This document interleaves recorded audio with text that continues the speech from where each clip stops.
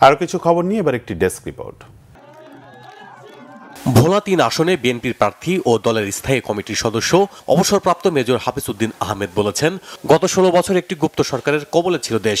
সে সময়ে দেশের মানুষ ভোটাধিকার ও মৌলিক অধিকার থেকে বঞ্চিত হয়েছে। বিকেলে ভোলার লালমোহনের চরভুতা ইউনিয়নে এক নির্বাচনী জনসভায় প্রধান অতিথির বক্তব্যে তিনি একথা বলেন। সিরাজগঞ্জ ২ আসনে বিএনপি প্রার্থী ও দলের স্থায়ী কমিটির সদস্য ইকবাল হাসান মাহমুদ টুকু বলেছেন, নিম্ন মধ্যবিত্ত ও মধ্যবিত্ত পরিবারের নারীরা স্বামীর পাশাপাশি কাজ করেন, অথচ একটি দল তাদের অপমান করছে। যাদের কাছে মানুষের মূল্যায়ন নেই, তাদের কাছে দেশ কখনো নিরাপদ হতে পারে না। দিনব্যাপী নিজ আসনে নির্বাচনী প্রচারণা ও উঠান বৈঠকে তিনি এসব কথা বলেন। ঢাকা ১১ আসনে ভোট স্থগিত করতে নানা ষড়যন্ত্র চলছে বলে অভিযোগ করেছেন আসনটিতে বিএনপির প্রার্থী ডক্টর এম এ কাইয়ুম। রাজধানীর বাড্ডায় নির্বাচনী প্রচারণা চলাকালে তিনি এই অভিযোগ করেন।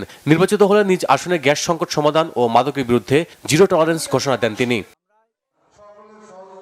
বরিশাল ২ আসনে ধানের শীষের প্রার্থী এস শরফুদ্দিন আহমেদ শান্টু বলেছেন, বিএনপি ক্ষমতায় গেলে উজিরপুর ও মানারীপাড়ায় উন্নয়নে সর্বাত্মক কর্মসূচি নেওয়া হবে।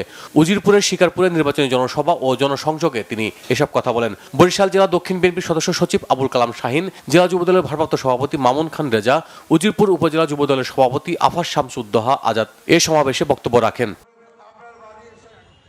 ১ টাকায় রোজার বাজারে উদ্বোধন হয়েছে চট্টগ্রামে। নগরীর বিপ্লব উদ্যানে বাজারটির উদ্বোধন করেন city mayor doctor Sadat Hossain.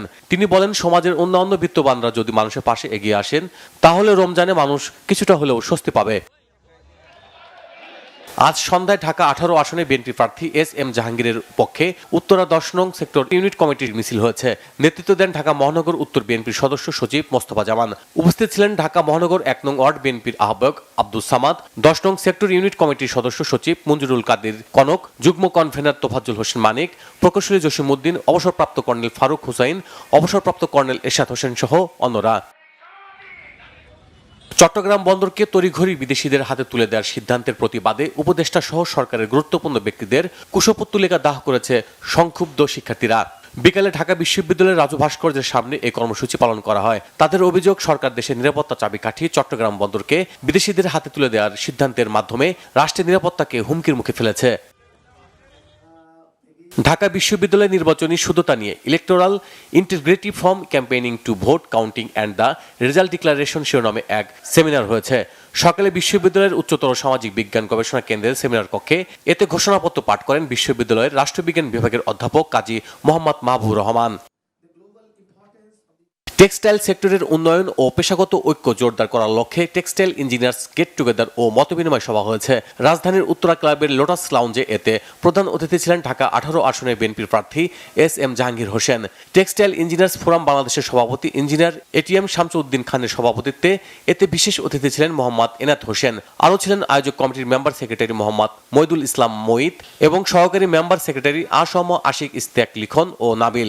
আহ্বায়ক ছিলেন টেকসুর সাবেক ভিপি খালেদুল ইসলাম মিথুন। ২ দিনব্যাপী Super Board Doors partners festival ২০২৬ হয়েছে রাজধানীর একটি হোটেলে।